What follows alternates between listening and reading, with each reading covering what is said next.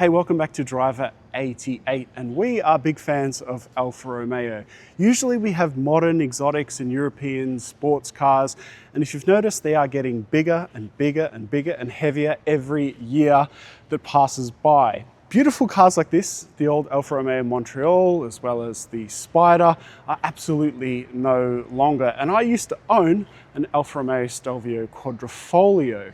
I really love that car the time that I had it, but today, the Giulia, the Stelvio, are probably not long for this world. Now we have this junior thing, a Tonale.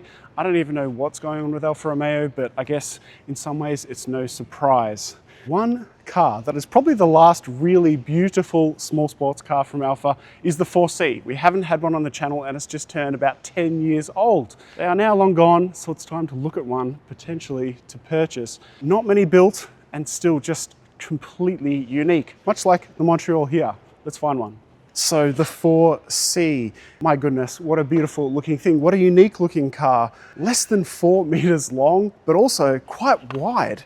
2 meters wide, and this square setup, or squarish kind of setup, is the reason why people tell me that these were really sketchy to drive. That before you know it, they let go and you have to catch the 1-ton carbon tubbed, unique little car from spinning on you.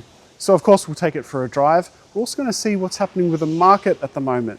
Now, what car today would you imagine would have a carbon light setup like this, these spider eyes, as well as something that's so low and elegant?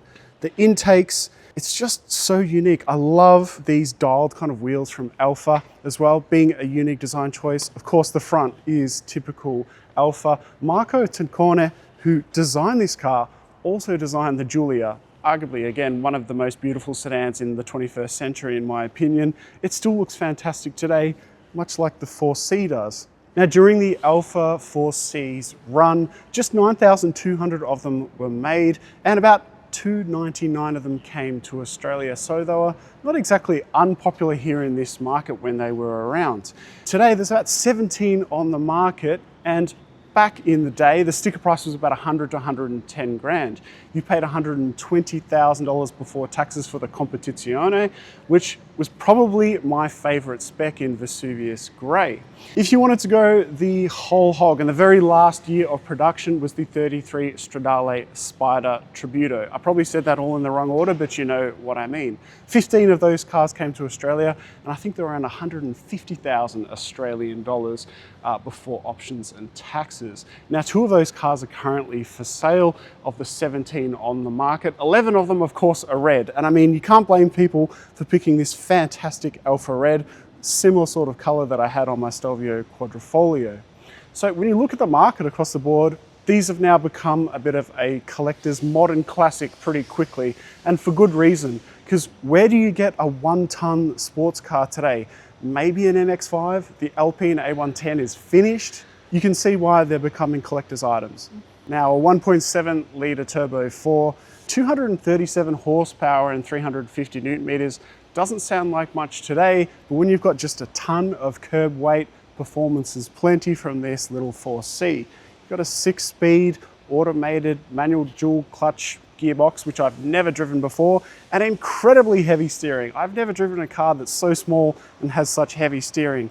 Now, this is a launch edition, which means that you had, I believe, staggered 18 and 19-inch tires. This owner has decided to put, instead of 235s on the rear, 255s, and they're chunky. The front, I think he's put 225s, so it's going to change the handling characteristics a little bit when we take it for a drive. This little guy has a nice, gruff little 4-cylinder burble that just lets you know at all times, and especially at the back of your head, it just gives a great experience even cruising around. 0 to 100 was claimed 4.5 seconds. If you're rough on the gearbox and absolutely launch it, you can get a bit faster than that. But I don't think launching this car is really what it's for. Taking it through the hills, winding roads, hairpins, that's what this is all about. Now, I love the design on the interior. It's just that having a long body and short legs does not work well for me getting in and out of this thing. The little design cues are so fantastic though. Like the door pulls, the latches to open the engine bay, very much a la Ferrari. The door handles, you can just tell that it's from potentially a Ferrari, like a 430. This seating position, if only I was a little bit shorter. It's difficult. Of course, you have the pedals kind of off to your left a little bit, the massive handbrake. It's not potentially a daily driver, I don't think. And usually these days, a lot of sports cars you can daily drive. This is not going to be for everyone, but it certainly is interesting. I love the design of these seats too. They just look like a mixture of modern and classic. And also straight away when you open these doors, just gorgeous carbon weave, carbon tub. If only Alfa could make a modern version of this. Just imagine like just an inch extra of headroom, an 8-speed, which was a dual clutch. We don't need any more power. I just feel like a new 4C, unfortunately, they don't have the cash to do it, would be such a fantastic thing to have on the market today. You know, just approaching this thing, more and more details just come to mind. These intakes are just gorgeous. Now, getting in, taking it for a drive. I'm not sure if I want you to see this or not. I don't know how to approach. Do I step? Do I go? All right, I'm in.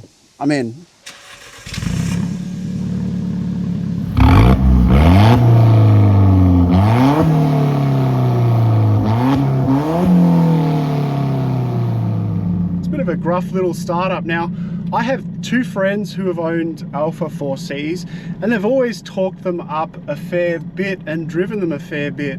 And it's interesting to look back 10 years ago, the reviews for when this first launch edition came out in 2015. Two reviews I saw, one gave it 65 out of 100 as a rating and another person gave it 80 out of 100. I am not surprised to hear that at all, because I feel that people will either really like this car or absolutely dislike it.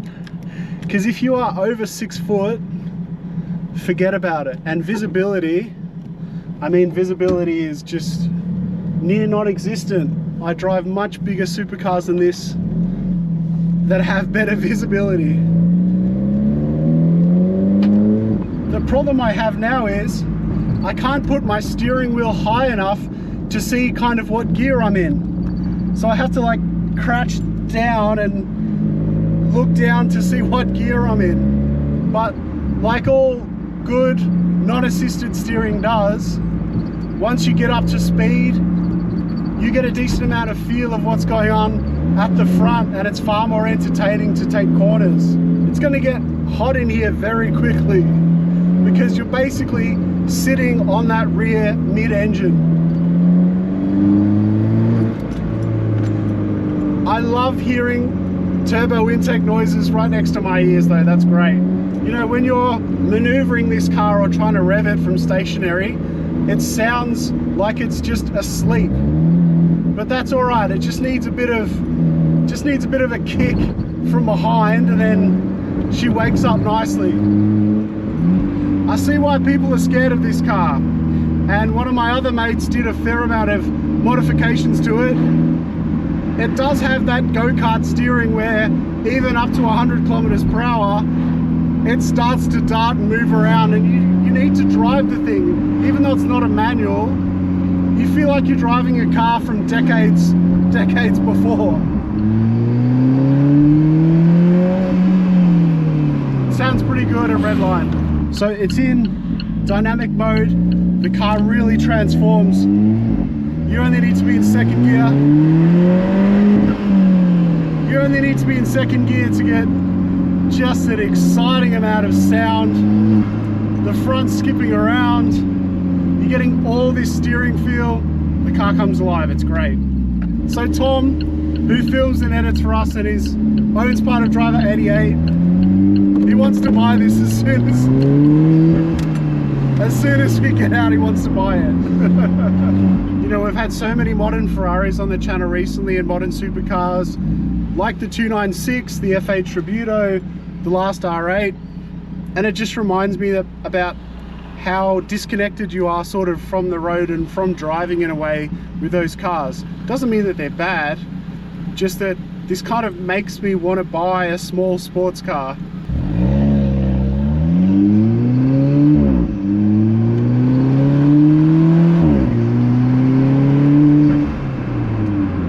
So if you're interested in this one, it's for sale with our friends at Lorbeck Luxury Cars.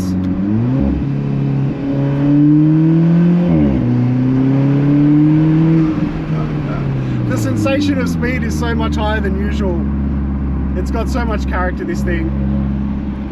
Alright, this is Driver 88. We'll see you next time.